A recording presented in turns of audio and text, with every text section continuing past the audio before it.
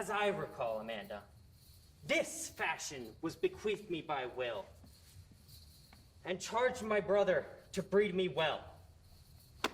And there begins my sadness.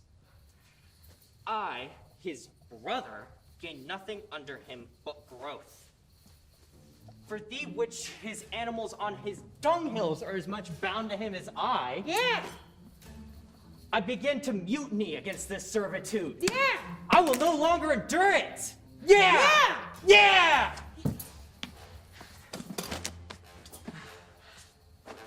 But yet, I know no wise remedy how to avoid it.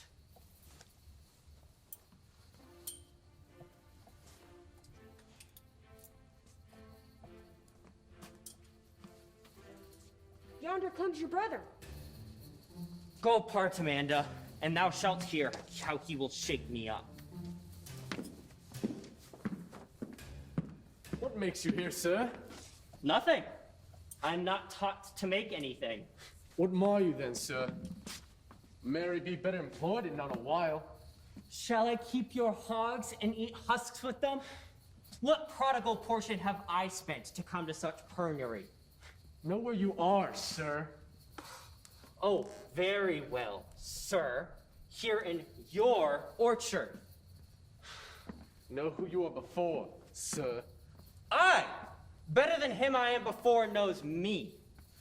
You are my eldest brother, and in the gentle condition of blood, that allows you my better. But the same tradition takes not away my blood. Were there 20 brothers betwixt us? The courtesy of nations allows you my better, in that you are the eldest. I have as much of my father in me as you, albeit I confess your coming before me is near to his reverence. What, boy? Come, brother. Thou art too young in this. Wilt thou lay hands on me, you villain? I am no villain. I am the youngest son of Sir Rowland de Boys. Wert thou not my brother, I would not take this hand from thy throat till the other had pulled out thy tongue for saying so. Thou hast railed on thyself. Please, be at peace, for your father's remembrance. Be at accord. Let me go, I say! I will not. Till I please, you shall listen. My father charged you to give me a good education. You have trained me like a peasant, obscuring and hiding from me all gentlemanlike qualities. The spirit of my father grows strong in me, and I will no longer endure it. Therefore, allow me such exercises as may befit a gentleman, or give me the poor lottery my father left me by testament. With that, I will go buy my fortune. And what wilt thou do? Beg when it is spent? Get you in, sir. I will no longer be troubled with you. You will have your part of the will. I pray you leave me. I will no further offend thee than does me for my good. Is even so begin you grow upon me. I will physicize your rank, and yet give you no 1,000 crowns. Denise, About your worship? was not Charles, the Duke's wrestler, here to speak with me? So please you. He is here at the door and imports access to you. Call him in. Twill be good way. And tomorrow the wrestling is. Good morrow to your worship. Good morning to you, Charles. What, you wrestle before the new Duke tomorrow? Marry do I, sir. But I've come to acquaint you with the matter. I'm given secretly to understand that your younger brother Orlando hath a disposition to come in disguised against me to try a fall. Tomorrow, sir, I wrestle for my credit, and he that escapes me without some broken limb shall acquit him well. Therefore, out of my love for you, I've come to acquaint you with all. Charles, I thank thee for my love to me, which thou shalt find I most kindly requite. I have myself noticed of my brother's purpose, Heron, and by underhand means labor to dissuade him, but he is resolute. I tell thee, Charles, it is the stubbornest young fellow of France, full of ambition, an envious emulator of every man's good parts, a secret and villainous contriver against me, his natural brother. Therefore use thy discretion. I had as if thou did break his neck as his finger, and wert thou best look to it. For if you dost him any slight disgrace, or if he not mindlessly grace himself upon thee, he will practice against thee by poison, and trap thee by some treacherous means. For I say thee, and almost with tears I speak it, there's not one so young and so villainous living this day. I'm heartily glad I came hither to you. If he come tomorrow, I shall give him his payment. If he ever go alone again, I'll never wrestle for prize more. And so, God keep your worship. Farewell, good Charles. And now, I'll start Game Master. Forget I know not why, hates nothing more than he. But it won't be long. Tomorrow this wrestler will clear all, and nothing remains but to kindle the boy thither, which now I'll go about.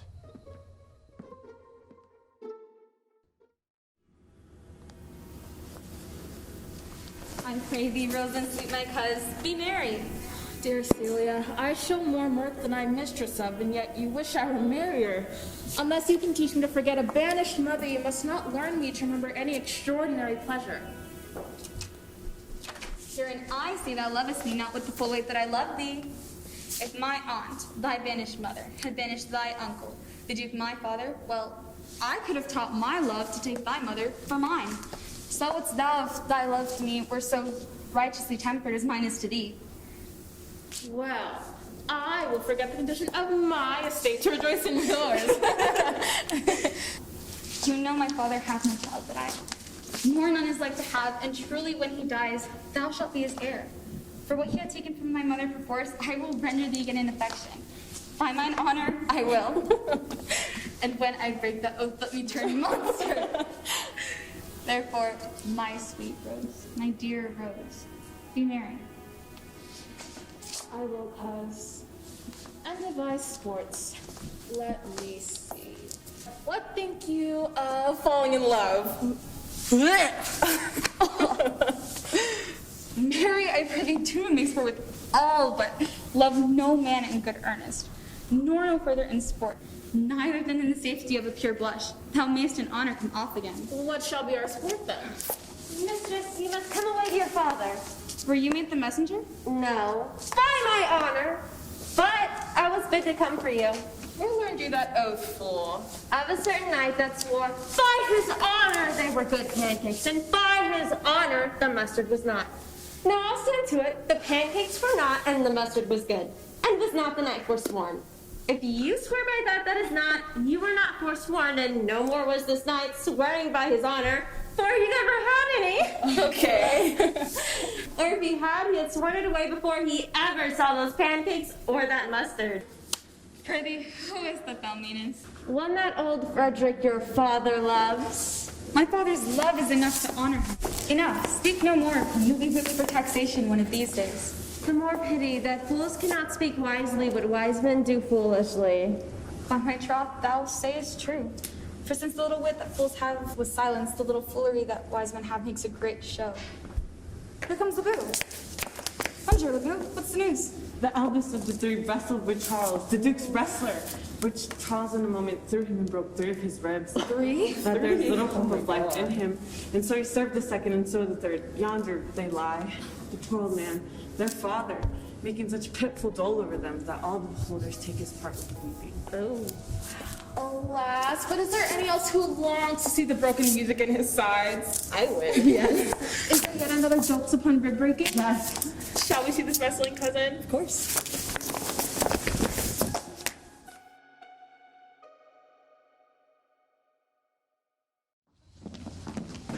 How now, daughter and cousin, have you crept hither to see the wrestling? I, my liege, so please you give us leave. You will take little delight in it, I can tell you. There are such odds in the men. And now, in pity of the challenger's youth, I would fain dissuade him, but he would not be entreated.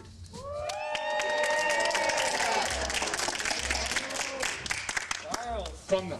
Where is this young gallant that is so desirous to love his mother earth?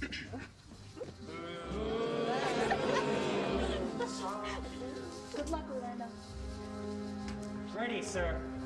But his will hath in it to more modest working. You shall try but one fall. No, I warrant your grace. You shall not entreat him to a second that have so mightily persuaded him from a first. And you mean to mock me after? You should not have mocked me before. But come your ways. Oh, Hercules, be thy speed, young man! I would have been able to take the strong man by the leg.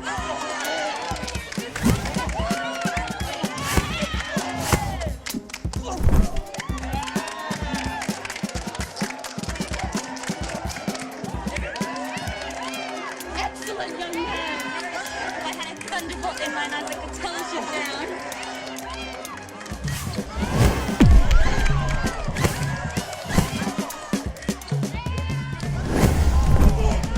No more! Yeah! Yes, my liege. I do beseech you. I am not yet well dressed. What dost thou, Charles? Cannot speak, my lord. Bear him away.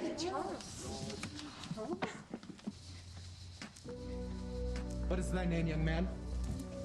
Orlando, my liege, the youngest son of Sir Rowland de Bois. I would thou hadst been son to some man else. The world esteemed thy father honorable, but I still did find him mine enemy. Thou shouldst have better pleased me with this deed hadst thou descended from another house, but fare thee well, thou art a gallant youth. I would thou hadst told me of another father. I am more proud to be Sir Rowland's son, his youngest son. It would not change that calling to be adopted heir to Frederick. My mother loved Sir Roland as her soul, and all the world was of my mother's mind. Had I had known this young man, his son, I would have given him tears unto entreaties, ere he should thus have ventured. Gentle cousin, let us go thank him and encourage him. My father's rough and envious disposition sticks me at heart. Sir, you have well deserved. If you keep your promises in love, but justly as you have entreated all promise, your mistress shall be very happy. Gentlemen,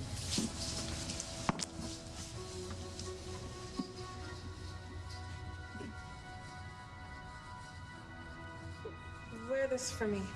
One out of suits with good fortune. That could give more, but better. Him lacks the means. Shall we go, cousin? Aye, very well, fair gentleman.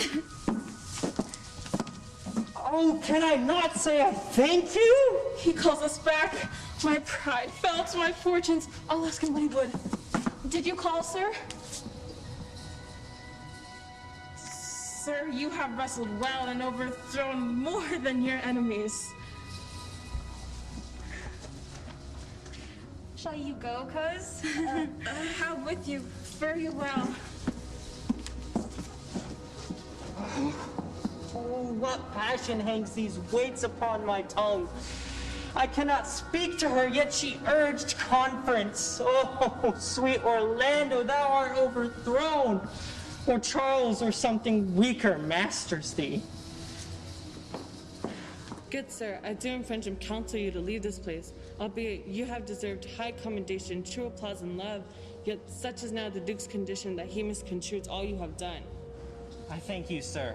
And I pray you, tell me, which of the two was the daughter of the Duke that was at the wrestling? The lesser is his daughter.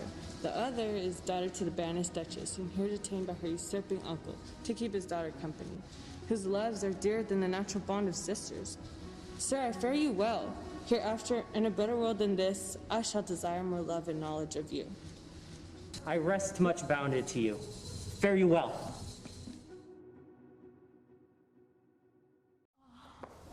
Why, Rosalind, why, cousin? Cupid have mercy, not a word. But as all this for your father, come wrestle with thy affection. They take the part of a better wrestler than myself. Oh, good wish upon you. You will try in time in spite of a fall. But turning these just out of service, let us talk in good earnest. Is it possible on such a sudden you should fall, so strong for old Sir Roland's youngest son? My mother loved his father dearly. Doth it therefore ensue you should love his son dearly? By this kind of chase I should hate him, for my father hated his father dearly, yet I hate not Orlando. No, Faith, hate him not, for my sake.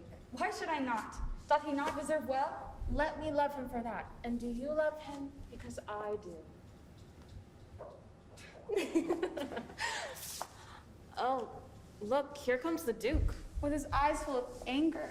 Mistress, dispatch you with your safest haste and get you from the court. Me, uncle. You, cousin, within the next 10 days, if thou beest found so near our public court as 20 miles, thou diest for it. I do beseech your grace. Let me the knowledge of my faults bear with me. If I with myself hold intelligence or have acquaintance with mine own desires, if I I do dream or be not frantic, instead I do trust, never so much in the thought unborn did I offend your highness. Thus do all traitors. If their purgation did consist in words, then they're as innocent as grace itself. But let it suffice thee that I trust thee not. Yet your mistrust cannot make me a traitor. Tell me whereon the likelihood depends. Thou art thy mother's daughter, there's enough. So was I when your highness banished her. So was I when your highness took her dukedom. Treason is not inherited, my lord. Or if it was, what's that to me? My mother was no traitor. Then good my liege, dream me so much to believe my poverty is treacherous. Dear sovereign, hear me speak. Aye, Celia, we stayed her for her sake. Else she with our father ranged along. I did not then entreat to have her stay. It was your pleasure and your own remorse. I was too young that time to value her. But now I know her. If she be a traitor, well, so am I. We slept together, rose at an instant, learned, played, eat together. Wheresoever we went like Juno's swans, still we went coupled and inseparable. She is too subtle for thee. Her smoothness, her patience, and her very silence, they speak to the people and they pity her. Thou art a fool. She robs thee of thy name, and thou wilt show more bright and seem more virtuous when she is gone. Then open not thy lips. Firm and irrevocable is my doom which I have passed upon her. She is banished. Then pronounce a sentence on me, my liege, for I cannot live out of her company. You are a fool. You needs provide yourself. If you outstay the time, then upon mine honor and the greatness of my word, you die.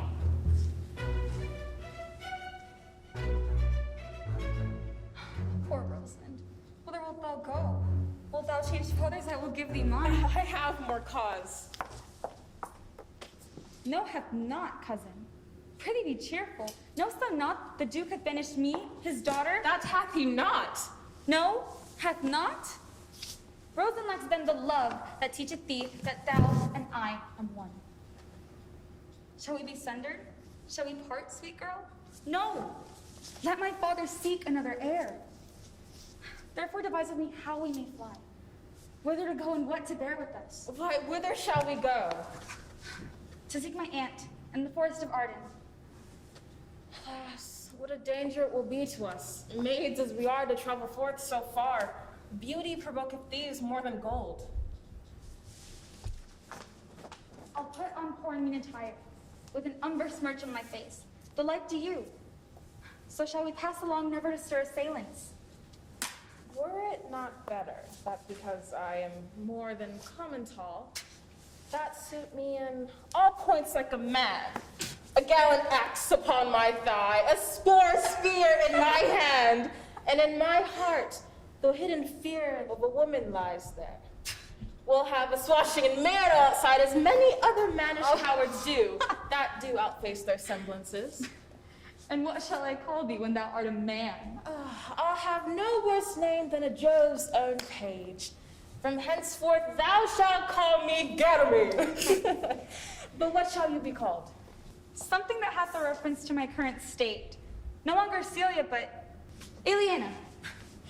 Ooh, but cousin, what if we essayed to steal that clownish fool from your father's court? Would she not be a comfort to our travels? She'll go along over the wide world with me. Let's away and get our jewels and wealth together. Devise the fittest time and safest way to hide from the pursuit that will be made after my flight. Now we go in content, to liberty, and not to banishment.